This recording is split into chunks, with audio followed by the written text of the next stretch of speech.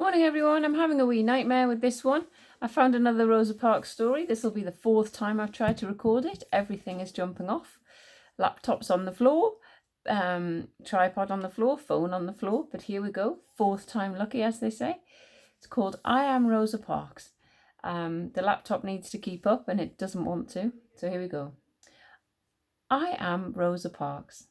Growing up, I was small for my age. I was sick a lot too, since we didn't have money for a doctor.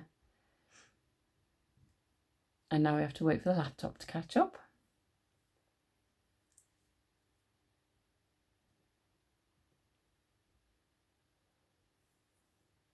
But that didn't mean I was weak. When I was 11, as I was walking home from school, a boy on roller skates came zipping by and shoved me. He thought I'd be an easy target.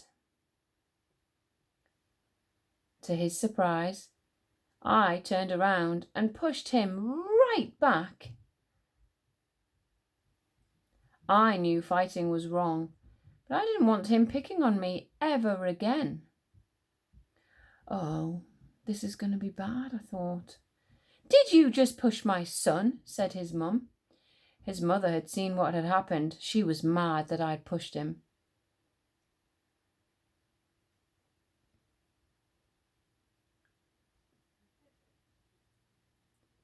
But you know what made her even madder?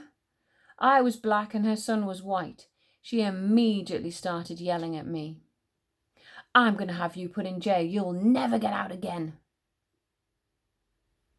No question it was scary, but my mother and father had taught me to respect myself and to expect respect from other people.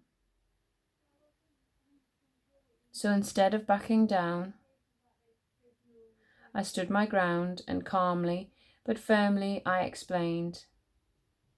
Your son was the one who pushed me. I didn't bother him at all. I wasn't just standing up to that mum, or even to the boy on the roller skates. I was standing up for myself. And that the boy and his mum never bothered me again. Still, it's hard to change things. Sometimes it can take a really long time. Back then, if you were black, you were treated unfairly just because of the colour of your skin. You weren't allowed to live in the same neighbourhood as a white person, eat in the same restaurant, ride the same elevator, or use the same bathroom. You couldn't even drink from the same water fountain. One was marked for white and the other for coloured. When I was little, I used to wonder if white coloured water tasted different from coloured water. I even wondered if coloured water came in lots of different colours. But it didn't. The only difference was that I had to walk outside or even down the block to get mine.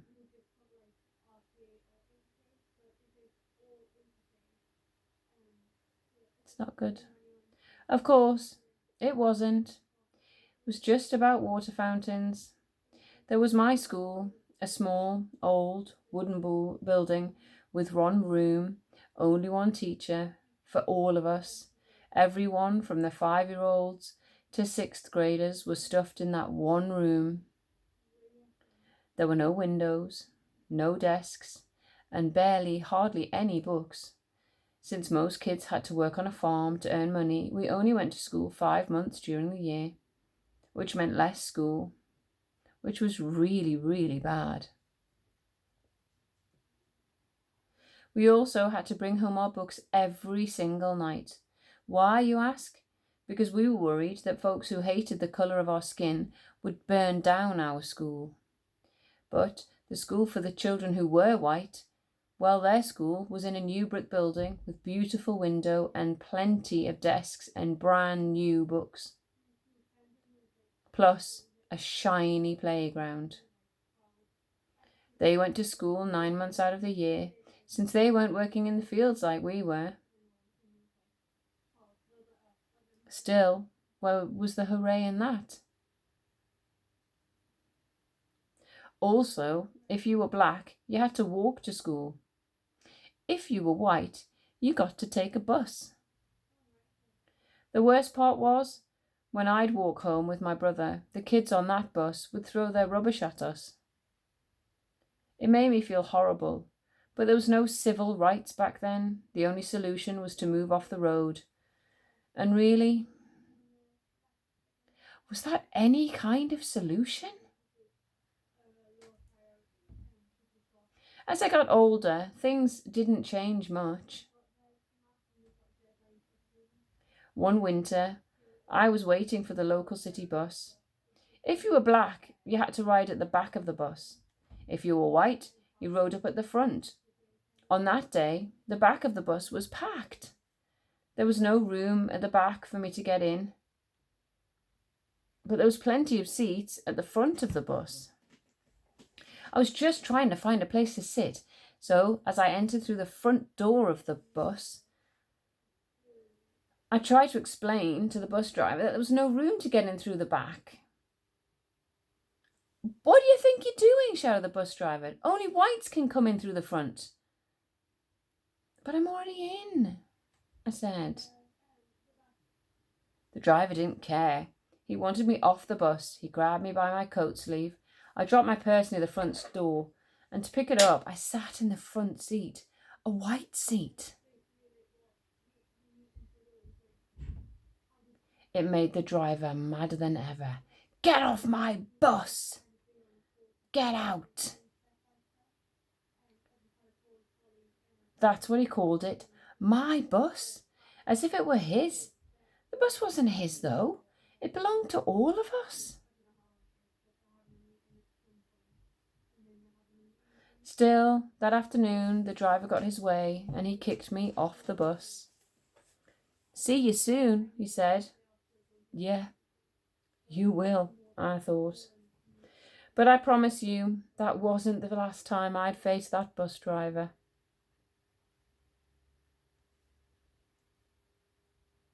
From there, in addition to working as a seamstress, I started working to change things. At the NAACP, we fought to make fairer laws and made sure people's stories were heard. I also stopped using coloured water fountains. I'd rather go thirsty than treated so poorly. It was the same with separate elevators. Instead of riding them, I'd take the stairs.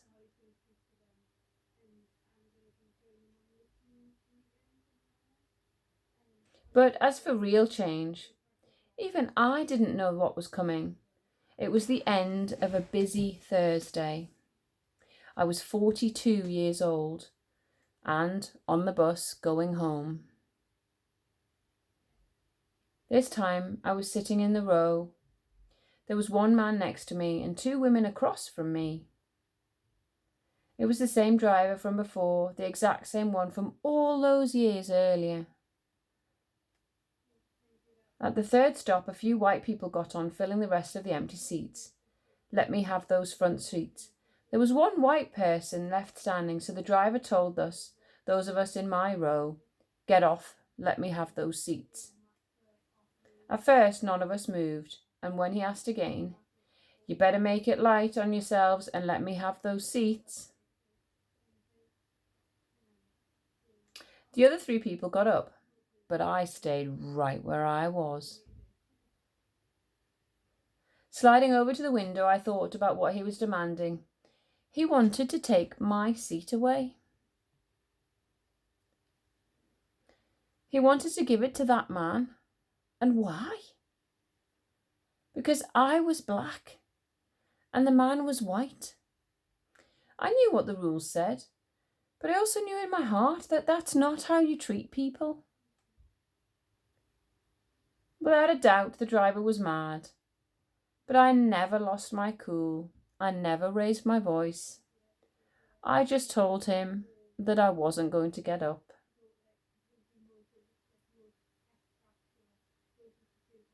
People say that the reason I refused to give up my seat was because I was tired, and I was. But it wasn't the kind of tired from aching feet. The only tired I was tired of giving in. Before me, there were other brave women who had refused to give up their seats. Still on that day, for violating the rules of Montgomery, Alabama, that was the place she was, I got arrested. But by standing up for myself, I ignited a movement, that means started a movement. From there, the Montgomery bus boycott began. For 381 days, that's well over a year, all blacks in the city and even a few whites refused to ride the public buses. But if you don't ride the buses, said the bus conductor's manager, we'll go out of business. Well, maybe you should think of changing the rules, I said.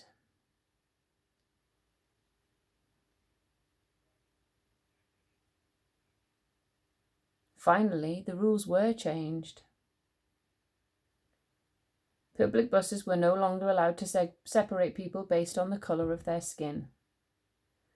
But that was only the beginning. Eventually, we were allowed to drink from the same water fountains, ride the same elevators, and yes, go to the same schools. In the Declaration of Independence, Thomas Jefferson wrote that we are all created equal. Finally, the nation was now starting to act like it. Of course, that didn't mean the fight was over. There were thousands of other people just like that bus driver. But after hearing how I didn't give up my seat, there were now thousands more people like me. Together, inspired and committed to justice.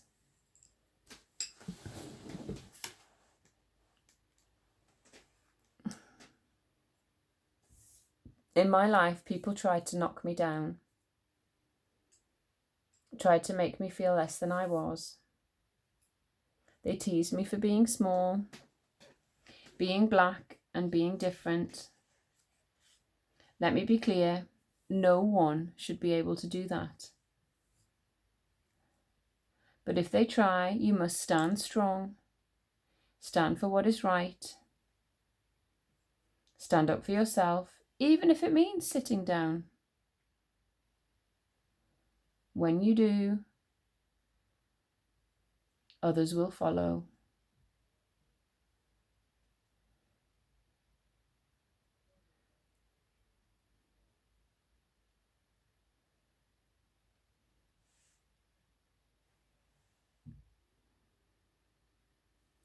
The end. I am Rosa Parks. I am not a politician or a president, an actor or a famous business owner. I am just an ordinary person. I am proof that there's no such thing as an ordinary person.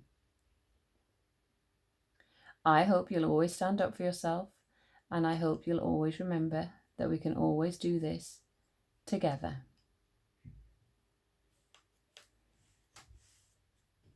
Have a lovely day. Bye.